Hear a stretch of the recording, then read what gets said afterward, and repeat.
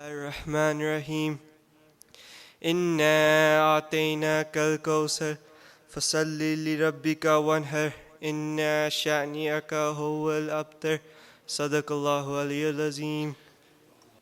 صلی اللہ علیہ یا رسول اللہ وسلم علیہ یا حبیب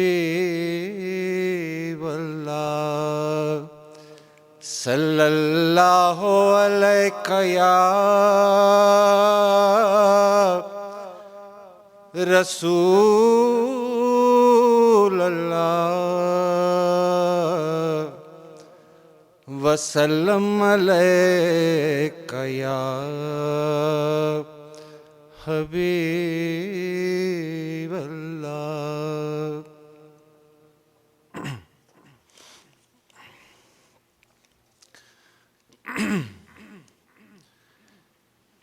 نور نبی قندیل میں روشن نور نبی قندیل میں روشن عرش بری ہے جگمگ جگمگ نور نبی قندیل میں روشن نور نبی قندیل میں روشن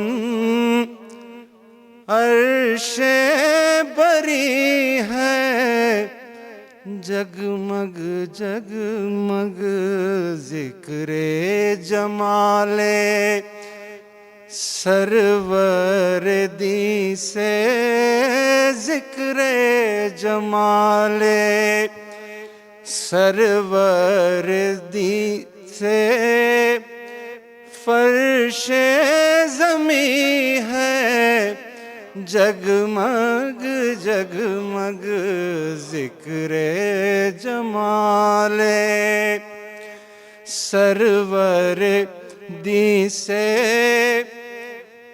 دل کا نگی ہے جگمگ جگمگ نور نبی. ظاہری آنکھ سے دیکھنے والوں چشم بصیرت کھول کے دیکھو ظاہری آنکھ سے دیکھنے والوں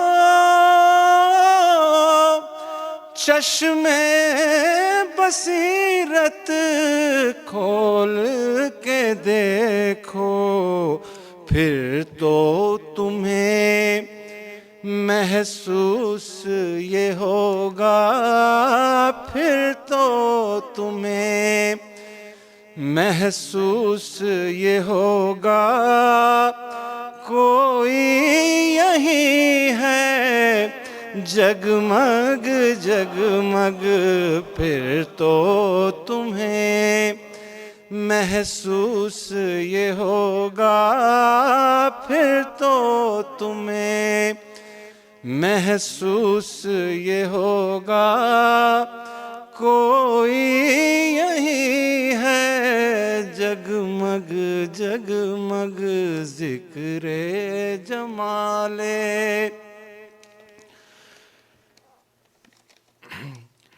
نور کا مرکز گنبد خضرا پیش نظر ہے طور کا جلوہ نور کا مرکز گنبد خضرا پیش نظر ہے طور کا جلوہ، سارا مکان ہے روشن روشن، سارا مکان ہے روشن روشن، کیونکہ مکی ہے جگمگ جگمگ، سارا جہاں ہے روشن روشن، کیونکہ مکی ہے جگمگ جگمگ، ذکر جمال شاہد ان کو رب نے کہا ہے، وہ حاضر ہے اور ناظر بھی، شاہد ان کو رب نے کہا ہے، وہ حاضر ہے اور ناظر بھی، میرا عقیدہ محکم محکم، میرا عقیدہ محکم محکم، میرا یقین ہے جگمگ جگمگ، میرا عقیدہ محکم محکم، میرا یقین ہے جگمگ جگمگ، نور نبی قندیل میں روشن، عرش بری ہے جگمگ جگمگ، ذکر جمال سرور دی سے فرش زمیں ہے جگمگ جگمگ، ذکر جمال۔ اعوذ باللہ السمیع العلیم من الشیطان اللعین الرجیم، بسم اللہ الرحمن الرحیم۔ تسلسل سے ہم اپنے عنوان پر باقی ہیں، اور آپ کی نابغہ سماعتوں نے مجھے اس قابل رکھا ہے کہ جو معروضات ہیں وہ آپ تک پہنچا دیے جائیں۔ دیکھیے، معاملہ قرآن کی تفہیم کا ہے، اور قرآن کی تفہیم وابستہ ہے قرآن کی قرأت سے۔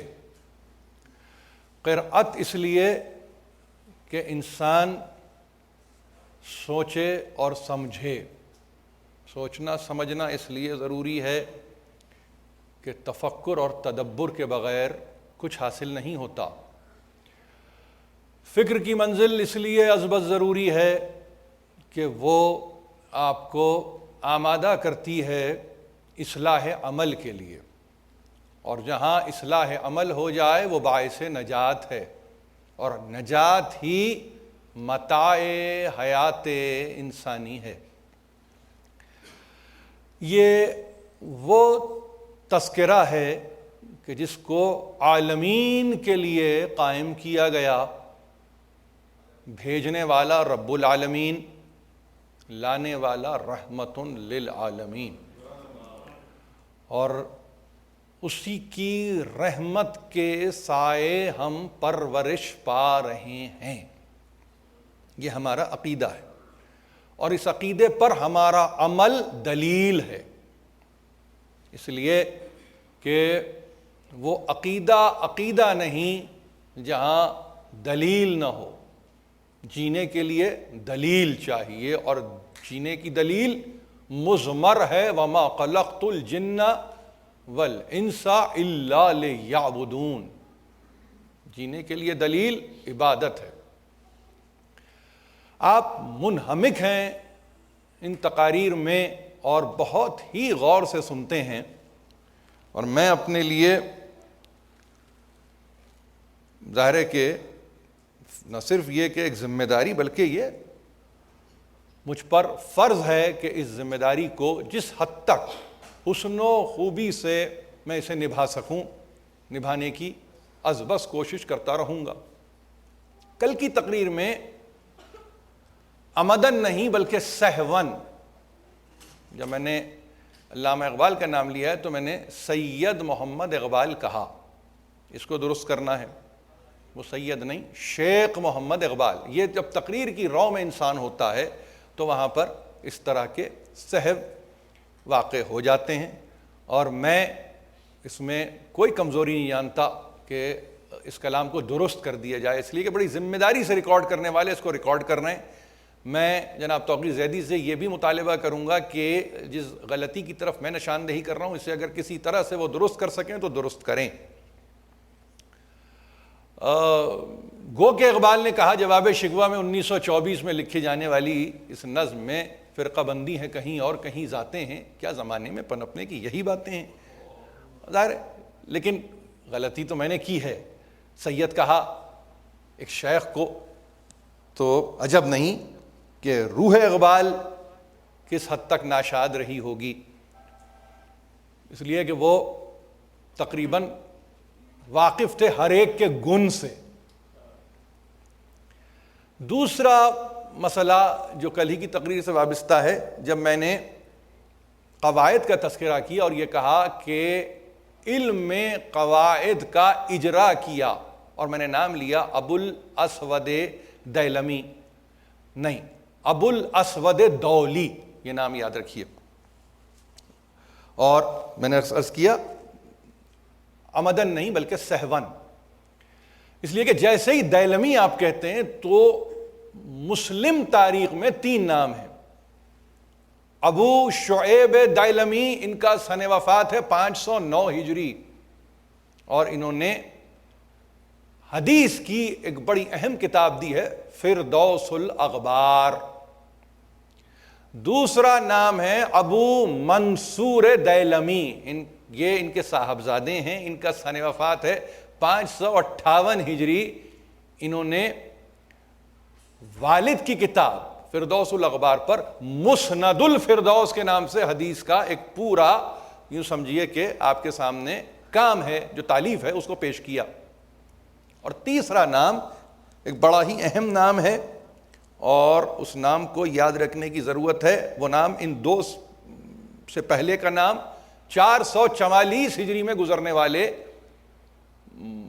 ابو الفتح دیلمی، جن کی ایک تفسیر ہے تفسیر برہان، تفسیر برہان فی غریب القرآن۔ یہ برہان نامی ایک تفسیر، اور آگے یعنی سید ہاشم بہرانی نے بھی تفسیر برہان فی علوم القرآن کے نام سے انہوں نے تالیف کی، ان کا سن وفات 1107 ہجری۔ یہ میں اس لیے بتلا رہا ہوں کہ اصل نام ہے ابو الاسود دولی یا دیلی، اس کو روانی میں دولمی کہہ گیا یا دیلمی کہہ گیا، تو اس کو آپ بحل فرمائیں گے اور اس کو آپ بھول جائیں گے۔ اب ظاہر ہے کہ اپنے مضمون پر قائم رہتے ہوئے یہ گفتگو ہو رہی تھی کہ ہم نے طے کیا سفر اللہ کے نام کے ساتھ، بسم، بے اسم، اسم کے ساتھ، اور میں نے کل ایک آپ کی خدمت میں ظاہر ہے کہ ازراہ دلیل، بہت قدیم حروف ہائے ابجد کا حوالہ دے کر ایک انداز سے اس پیغام کو پہنچانے کی کوشش کی کہ اس سے حرفی لفظ میں اتنی گنجائشیں ہیں کہ لفظ سمبل یا فونیٹک فارم جب لیتے ہیں تو اس کے بھی عمل دخل کو اس قرآن میں آج پڑھنے والے جاری و ساری رکھتے ہیں. ظاہر ہے کہ یہ حروف ابجد جس کو میں نے فینیشین الفابیٹس کہا، ابھی 2006 عیسوی میں یونیسکو نے the memory of the world project میں ان الفابیٹس کو نہ صرف یہ کہ رجسٹر کیا ہے بلکہ اس کو تاریخ کا ایک اہم ترین رکن قرار دیا ہے، اور اس کے لیے جس مقام کا تعین کیا گیا ہے کہ یہ لفظ کہاں سے آئے ہیں وہ طے ہو گیا کہ یہ لبنان کا علاقہ ہے. یعنی جتنا کوسٹل میڈیٹرینین ہے آپ کے سامنے، وہاں سٹی اسٹیٹس میں اس طرز کے حروف ابجد نے ترقی کی ہے، اور یہ بہت ہی ایک اہم سلسلہ ہے جس پر آج بھی علماء السنہ کام کر رہے ہیں. اور اسی کے ساتھ ہم نے یہ گفتگو کی کہ جس ذات واجب الوجود کی ہم گفتگو کر رہے ہیں وہ اپنے آپ کو لفظ الہ میں اس انداز سے پیوست کر رہا ہے کہ جو الف لام کے حروف ہیں وہ جزو الہ بن کے اللہ کی کیفیت اختیار کر گئے. اور اس کی تعریف یہ کی گئی کہ ایسی ہستی کہ جس کا اسم ذاتی ہے، جس کا کوئی ترجمہ نہیں ہے، قرین ترین ترجمہ اگر اردو زبان یا فارسی زبان نے کیا ہے ای خدا یا خداوندہ، بخشندے، مثلا رحمان کے لیے، رحیم کے لیے بخشایشگر، یہ فارسی زبان ہے. ظاہر آپ سے اس کا تعلق ہے، آپ اگر کچھ دیر کے لیے بھولے ہوئے ہیں تو وہ دوسری بات، لیکن یہ حقیقت میں آپ کا تعلق اس زبان سے ہے، تبھی یہ گفتگو کی جا رہی ہے. تو قرین ترین لفظ معانی نہیں، میں نے کہا. یعنی اگر آپ کہیں اللہ تو اب کیا لفظ نکل کے آیا؟ قریب ترین خدا. اب اس پہ ایک دوسری بحث ہو رہی ہے کہ خدا حافظ کہا جائے کہ اللہ حافظ کہا جائے. یہ میرا موضوع سخن ہے ہی نہیں، اس لیے کہ یہ تو انتہائی فروعی گفتگو ہے. لیکن جو اہم موضوع ہے اس میں وہ یہ کہ مخصوص، اتنا مخصوص کہ اب لفظ اللہ گویا قرار پایا اس ہستی کا نام کہ جو کمال الوہیت کی منزل پر فائز ہے. یعنی اس کا کمال الوہیت ہے. کمال کو کمال ہی پہچنوا سکتا ہے، کوئی اور نہیں پہچنوا سکتا. اصول کی گفتگو ہو رہی ہے. ناقص کامل کو نہیں پہچنوائے گا، کامل کو پہچنوائے گا. تو کوئی اس مجمع میں یا اس سے بیون کوئی لائے گا، کوئی اس کے مقابلے پر یہ کہہ کر کہ جیسا کامل وہ تو ایسا کامل یہ، تو یہ پہچنوائے؟ ناممکن. اردو زبان کی پابندیاں ہیں، حد بندیاں ہیں، اور کچھ یوں سمجھیے کہ کمی ہے زبان میں، ورنہ ناممکن سے آگے کا اگر کوئی لفظ ہے تو وہ ممکن ہے، اصل میں وہ ہے. لیکن ظاہر ہے کہ ہم حدود و قیود و ضوابط میں اتنے پابند ہیں کہ کوئی اور لفظ ہی نہیں. ہم نے کہا ناممکن. یعنی کیا مجال ہے جو صاحب نقص ہو وہ صاحب کمال کو پہچنوائے؟ جواب آئے گا نہیں. برابر کا چاہیے تو وہ تو اللہ احد ہے، وہ تو لم یلد ہے، وہ تو ولم یولد ہے، وہ تو صمدیت کی منزل پر ہے، وہ تو کفواً احد کے مرتبے پر ہے. وہ اتنا یکتا یگانہ روزگار کہ جس کو کوئی اور نہیں پہچنوا سکتا. تو اس نے ضمائر شخصی میں، اب میں جہاں پہ میں عرض کر رہا ہوں اس کو ذرا سمجھیے اس مسئلے کو. پروناؤنز جس کو آپ کہتے ہیں نا، ضمیر کی جمع ضمائر. تو تو ضمائر شخصی میں جس ضمیر کو اپنے لیے پسند کیا وہ ہے ہوا. اسم ہے اللہ، پہچانوانا چاہتا ہے ہوا سے.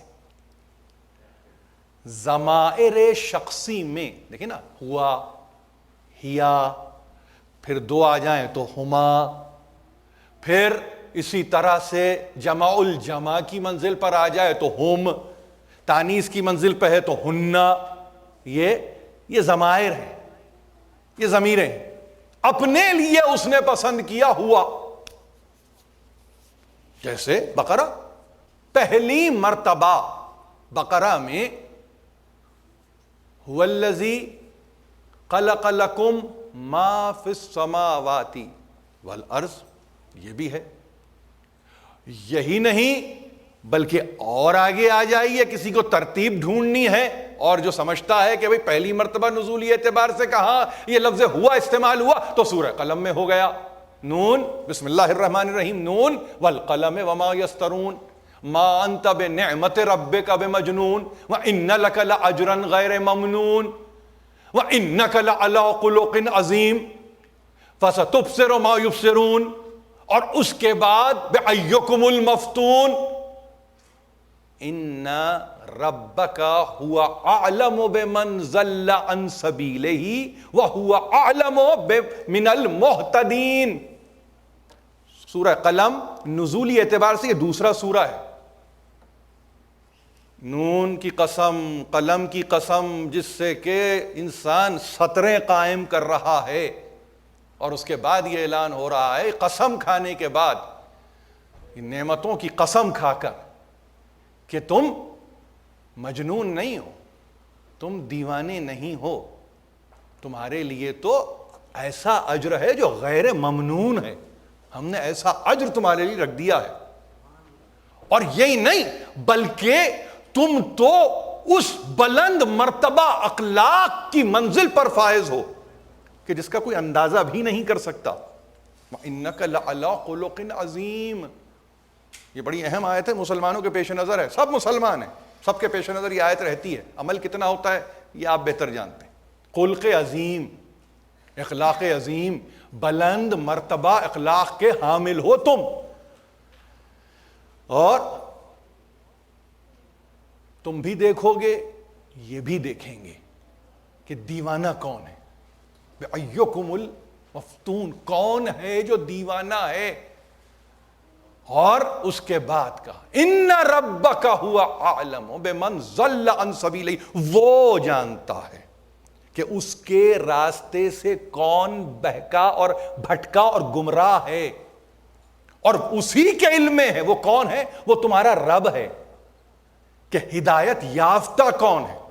ان ربک ہوا اعلم بمن ضل عن سبیلہ. ربک، تمہارا رب کے ساتھ ہی لفظ رکھ دیا ہوا. رب مربی، پرورش کر رہا ہے. ہوا از روئے قانون لسانیات غائب واحد ہے، مگر ہے، یعنی قرین بھی اور بعید بھی. کوئی اس میں منطق تلاش نہیں کر سکتا، منطق تلاش کرنے والا. ان ربک ہوا، تیرا رب اور وہ. اس کے معنی کیا ہے؟ کوئی مفسر اس کی وضاحت نہیں کر سکا. یہ قرب و بود کی داستان ہے کیا؟ یہ ہے کیا داستان؟ تو اس لیے کہنے والے نے کہا خلق پر نظر ڈالو، خلقت پر نظر ڈالو، مخلوقات پر نظر ڈالو، تخلیقات پر نظر ڈالو. اس کی ذات میں جستجو کی صحیح کرنا یا جستجو کرنے کی ضرورت نہیں ہے. اس کے تعلق سے صحیح نہ کرو، اس لیے کہ تم بھٹکتے ہی پھرو گے. اس تعلق سے ایک عجیب رہنمائی کی ہمارے پاس حضرت علی علیہ الصلوۃ والسلام نے، اور بے اختیار اپنی دعائے مشلول میں اس لفظ ہوا کو دیکھیے. ہم تو اللہ کو پہچاننے چلے ہیں. امیر المومنین کہہ رہے ہیں پہلے ہوا کو سمجھو. یہ ہوا کیا ہے؟ جس کو آپ دو چشمی ہے اور واو کے ساتھ لکھتے ہیں. یعنی آپ کے پاس اگر حروف تہجی ہوں تو یہ کیا کہلائے گا؟ یہ ہائے حوض کہلائے گا، دو چشمی ہے اور واو. تو فرماتے ہیں یا ہوا من لا یعلم ما ہوا، اے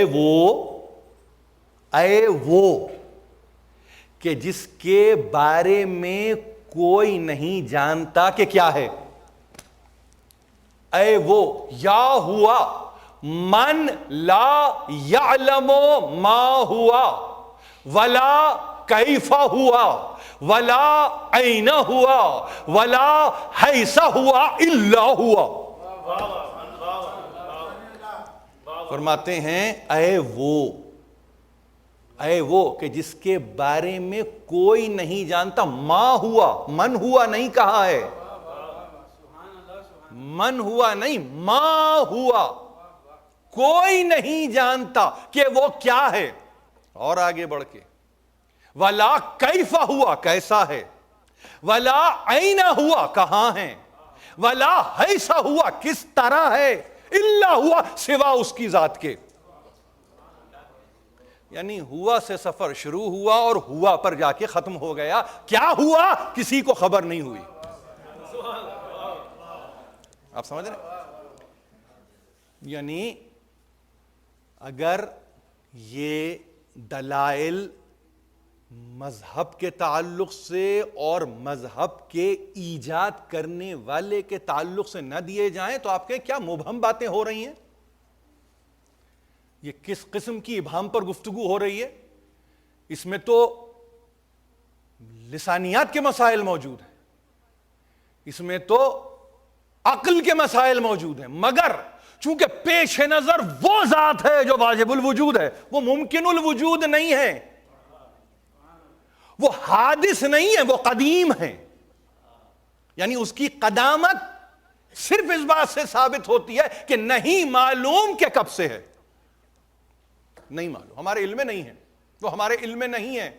تو امیر المومنین نے اس گتھی کو کہ جب تم قرآن میں سینکڑوں دفعہ یہ لفظ ہوا آیا ہے، جب یہ ہوا پڑھو تو قواعد کے اعتبار سے واحد غائب سمجھ کے خارج میں جا کے ٹٹولنے کی ضرورت نہیں ہے. اس کو قواعد کا ہوا نہ بناؤ، یہ قاعدے کا تو ہوا ہے، یہ قواعد کا ہوا نہیں ہے، یہ قاعدے کا ہوا ہے، یہ قاعدے سے پہلا ہوا ہے. مگر قواعد میں جا کے اگر کوئی تلاش کرنے کی کوشش کرے کہ یہ ہوا ہم تلاش کریں گے، بھائی جو غائب واحد غائب ہے تو وہ کبھی واحد حاضر کی منزل پہ بھی آتا ہے. تو کب اس نے کہا کہ میں حاضر نہیں ہوں؟ تبھی تو بار بار کہا تمہارا رب، ربو کا، تمہارا رب.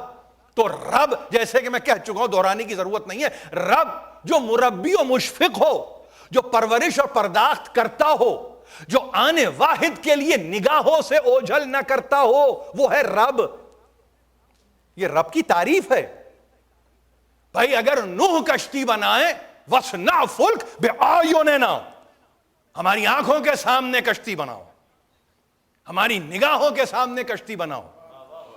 آپ سمجھ رہے ہیں؟ غائب تو نہیں ہے، وہ غائب تو نہیں ہے، مگر یہ اسی کی ذات کو زیبا ہے، یہ اسی کی ذات کو زیبا ہے کہ وہ یوں بھی دیکھے اور جب دنیا اسے نہ دیکھے تب بھی وہ یوں ہی دیکھتا رہے. تو ہوا یہ اس لفظ ہوا کو امیر المومنین کا احسان ہے. جبھی تو کل میں نے تقریر ختم کرتے ہوئے کہا یہ بائے بسم اللہ یوں ہی تو کوئی بنا نہیں بیٹھا ہے نا، یہ ایسے تو نہیں ہے کہ جگہ خالی تھی انہوں نے کہا جلدی سے میں قبضہ کر لوں، ایسا نہیں ہے. علی قابض نہیں ہوتا، علی قابض نہیں ہوتا، علی میدان کو کھلا چھوڑ دیتا ہے اور کہتا ہے اب کسی میں ہمت ہو، اب وہ علم کے مرتبے پہ ہمت ہو تو سامنے آ جائے، اور شجاعت کے مرتبے پر ہمت ہو تو آگے آ جائے. وہ ایسا نہیں ہوتا کہ جس کے نتیجے میں کوئی یہ کہے، کہیں سے کوئی یہ آواز اٹھے کہ جگہ نہیں بنتی تھی مگر نہیں، یہ مزاج ہی نہیں ہے، یہ مزاج ہی نہیں ہے. بائے بسم اللہ، یہی تو میں نے کہا تعجب ہے اللہ کے ساتھ. کل معانی اور مفاہیم جب آپ کی خدمت پیش کی میں نے کہا الہ کا مطلب یہ جس میں استعجاب ہے، جس میں تحیر ہے.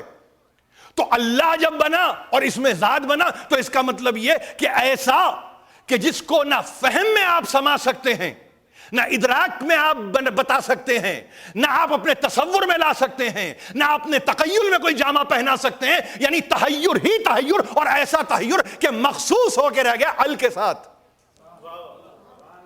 الہ میں بھی تحیر بھٹک رہا تھا، اللہ میں آ کے ایسا لگا جیسے کہ وہ تحیر اور پریسائز ہو گیا، اور کنسائز ہو گیا، اور فوکسڈ ہو گیا. یعنی تحیر کو بھی جس نے اسکیلر کوانٹٹی سے ویکٹر کوانٹٹی دے دی ہو، تحیر کو بھی جس نے فقط سریو سیر نہیں کیا، سمت بھی دے دی ہو، یہ وہ خدا ہے جس کو ہم کہہ رہے ہیں خدا ہے. احتیاط ظاہر اسی میں ہے کہ اللہ اللہ اللہ، تو اللہ اللہ بائے بسم اللہ پہ در تعجب در تعجب کی بات ہے یہ اقبال کے لیے کہ یہ علی بائے بسم اللہ کی منزل پر. تو اگر باپ بائے بسم اللہ پر ہو تو بیٹا ظاہر ہے کہ اس کی تفسیر ہی بن کے آئے گا. علی اگر تنزیل سے واقف ہے تو حسین تعویل سے واقف ہے. یہ ہے وہ گھرانہ، اور اس نے فنا کر دیا اس گھرانے نے. دیکھیں یہاں کسی عقیدے کے پس منظر اور پیش منظر میں گفتگو نہیں ہے، یہ وہ دل لگتی گفتگو کر رہا ہوں کہ سبھی اس پر فقط یہ نہیں ہے کہ قائل اجماع ہے اس بات پر کہ اگر وہ نہ ہوتے تو آج دین کا کیا عالم ہوتا، اور یہ بیٹا نہ ہوتا تو دین کی صورت کیا ہوتی. اس کا مطلب یہ ہے یہ ذمہ دار افراد کا گھرانہ ہے، یہ ذمہ دار افراد کا گھرانہ ہے. اسی لیے جاتے جاتے یہ کہہ کے گئے تھے کہ دیکھو اس سے لو جو اس قابل ہو، وہ کوئی صحیح مگر قابلیت کو پروف کرو، بس یہ ہے مسئلہ. اب کوئی قابلیت کو پروف نہ کرے اور وہ دعویٰ دائر کر دے کسی عدالت میں جا کے کہ وارث تو میں ہوں، تو ایسی صورت میں وراثت تو منتقل نہیں ہوتی. اور جہاں علمی وراثت کی بات ہو اس کا تو انتقال ہی ممکن نہیں ہے ہی نہیں جب تک کہ قابلیت نہ ہو جائے. تو بسم اللہ الرحمن الرحیم میں اللہ اس میں ذات، مگر ہوا سے اس نے چاہا کہ پہچانا جائے، تو اب وہ ہوا کی ضمیر سے پہچانا گیا، ہوا کی ضمیر سے پہچانا گیا، اور ایسے پہچانا گیا کہ هو الذی ارسل رسولہ بالہدی والدین الحق لیظہرہ علی الدین کلہ ولو کرہ المشرکون. وہی ہے خدا ہوا. اب اس کا ترجمہ جب کرتے ہوئے ظاہر حسب توفیقی ترجمہ ہوتا ہے، وہی ہے، وہی خدا ہے، وہی اللہ ہے جس نے رسول کو، اس کے رسول کو بھیجا ہدایت کے ساتھ اور دین حق کے ساتھ، لِیُظْہِرَہُ عَلَى الدِّینِ کُلِّہ، تاکہ وہ تمام ادیان پر غالب کر دے. وَلَوْ كَرِهَ الْمُشْرِكُونَ. اب اس تعلق سے مشرکین کراہت ہی کیوں نہ کریں، اس کا کام اس نے اپنے ذمے یہ لے لیا ہے. واجب الوجود نے اپنی ذات پر واجب جانا ہے کہ وہ اس دین کو تمام ادیان عالم پر غالب کر دے گا. اب اس میں کوئی کراہت کرے یا کوئی اطاعت کی منزل پر آ جائے تو اکراہ برابر برابر چل رہے ہیں. توفیق ہے، اطاعت ہے، بے توفیقی ہے، کراہت ہے. تو اطاعت کے ساتھ آؤ یا کراہت کے ساتھ آؤ، فائنل ورڈ یا فائنل ججمنٹ اس نے دے دیا. اور وہ کون ہے؟ وہ رحمان و رحیم ہیں، وہ رحمان و رحیم ہیں. مجھے شاید ایک تقریر کی اور ضرورت ہوگی، اس لیے کہ میں نہیں چاہتا کہ کسی بھی ہم عنوان کو یعنی نامکمل یا ناتمام چھوڑیں، اس کے لیے کچھ بھی مجھے کرنا پڑے، مگر میں اپنے سننے والوں خاص طور پر جو مجھ سے چھوٹے یہاں پر بیٹھے، میری بہنیں سن رہی ہیں، بہت غور سے سنتی ہیں، لیکن بہرحال میرا کام یہ ہے کہ میں مستقلاً اس موضوع کو کم از کم اس درجے پر پہنچا دوں کہ کم اطمینان کے ساتھ تو ہم یہاں سے اٹھے. اور ظاہر اللہ بذکر اللہ تطمئن القلوب، تو اللہ ہی کے ذکر میں تو قلب کو اطمینان ملتا ہے. میں کس کا ذکر کر رہا ہوں؟ میں کسی اور کا تو ذکر نہیں کر رہا ہوں، میں تو اللہ ہی کا ذکر کر رہا ہوں. تو اب اطمینان قلب جہاں نصیب ہو جائے، بس توفیقات میں اضافے کی دعا فرمائیے، اپنے تعلق سے بھی میرے تعلق سے بھی، اس لیے کہ توفیق نہیں ہے تو نصیب ہی نہیں ہے، اور توفیق ہو جائے تو بانصیب نصیب. میں اپنا حصہ خود نکال لوں گا اس خلزم حیات سے، مجھے ضرورت نہیں ہے. میں مستعار نہیں لیتا، میں ادھار نہیں لیتا، میں مانگ کے نہیں لیتا. توفیق کے نتیجے میں جو نصیب میں خود اٹھا لوں گا. تو بھائی یہ بات یاد رکھنے کی آج کی حد تک کہ وہ کہ جو سب کا دینے والا ہے اور جس کا عالم یہ ہے کہ اب اگر کوئی بسم اللہ الرحمن الرحیم سے کلام کا آغاز نہیں کرتا، آپ کو پتا اس نے کیا نقصان کیا؟ پہلا نقصان تو یہ کیا کہ اس نے اپنے آپ پہ بھروسہ کر لیا. دوسرا برا کام اس نے یہ کیا کہ پیدا کرنے والے کے مقابلے پہ آ کے کھڑا ہو گیا. ایک بسم اللہ الرحمن الرحیم کا نہ کہنا، اس کو آپ خدا کے واسطے یہ برائے تفسیر نہیں ہے، یہ جا کے اٹھا کے دیکھیے نقصان در نقصان ہوتا چلا. یعنی پہلا نقصان یہ کہ اس نے اپنے آپ پہ بھروسہ کیا، ریلائی کیا اپنے سیلف پر، اپنے نفس پر، جبکہ وہ اپنے نفس کا پیدا کرنے والا نہیں تھا. کوئی اپنے نفس کا پیدا کرنے والا نہیں ہے کائنات میں، اس نے پیدا کیا. تو جب تمہارا نفس تمہارا نہیں ہے تو تم نے بھروسہ کیسے کیا؟ اپنے نفس پر تم نے بھروسہ کیا. یہ کیا کیا تم نے؟ تو پہلا کام، پہلا نقصان، تم نے بھروسہ کیا. بھروسہ کرنے کا مطلب یہ ہے، یا بسم اللہ الرحمن الرحیم کو اپنے کلام میں جاری و ساری نہ کرنے کا مطلب یہ ہے کہ تم نے اپنے آپ کو پیدا کرنے والے کے مقابلے پہ لا کے کھڑا کر دیا، اور تم یہ اپنی زبان بے زبانی میں کہنے لگے کہ یہ میں خود کر سکتا ہوں. یہ نام تو تھا سہارا، یہ نام تو تھی توقع، یہ نام تو تھی تمنا، یہ نام تو تھی امید، یہ نام تو تھا رجا. یہ نام کا تو مقام ہی کچھ اور تھا. اور تم نے اتنا بڑا گناہ کیا. تم نے گناہ کیا، تم نے وہی کیا جو شیطان نے کیا. شیطان نے بھی حکم الہی کے مقابلے پہ اپنے آپ کو لا کے کھڑا کر دیا، اور یہی کہا تھا خلقتنی من نار وخلقتہ من طین. وہ کہہ رہا ہے سجدہ کرو، اس نے کہا کہ نہیں، کیسے کروں سجدہ؟ تو نے مجھے آگ سے پیدا کیا، اس کو تین سے کھنکھناتی ہوئی مٹی سے پیدا کیا، میں کیسے سجدہ کر دوں؟ آگ تو سب کو بلا کر لیتی ہے، آگ تو سب کو کھا جاتی ہے، میں کیسے سجدہ کروں؟ اس کی نگاہیں محدود، یہ لامتناہی جس کی کوئی انتہا ہی نہیں ہے، اور اس کے مقابلے پہ لا کے کھڑا کیا. تو کیا ہوا؟ فَاخْرُجْ مِنْهَا فَإِنَّكَ رَجِيمٌ. یہ پروانہ ملا اس کو، یعنی ایگزٹ اسٹریٹجی پہلے دن بنا دی. تمہاری میں ترتیب دے رہا ہوں، ایگزٹ اسٹریٹجی نکل جاؤ، نکل جاؤ یہاں سے، یہاں سے نکل جاؤ. تم رجیم ہو، اس بارگاہ کے نکالے ہوئے ہو، قیامت تک تم رجیم کہلاؤ گے، راندہ درگاہ. حکم آ رہا ہے کہو اللہ کے نام سے، اللہ کے نام کے ساتھ، اس کی بندگی میں اللہ کے واسطے سے جو رحمان اور رحیم ہے، اور تم کہو کہ میں نہیں کہتا. تو یہ ایکویویلنسی مل جاتی ہے فوراً شیطان کے ساتھ. آپ سمجھ رہے ہیں؟ اپنے سے زیادہ دور نہ سمجھیں. ایک عمل ہی ہے جو کہ تقسیم کر رہی ہے انسان کو شیطان میں سے. عمل، حسن عمل کا نام بسم اللہ الرحمن الرحیم، یہ حسن عمل ہے. تو وہ نقصان در نقصان اٹھاتا ہوا کہ اب اس کے مقابلے پہ آ کے کھڑا ہوا، مقابلے پہ آ کے کھڑا ہوا حبط عمل ہو گیا. یعنی حبط عمل، حبوط عمل. حبط عمل کا مطلب کیا ہوا؟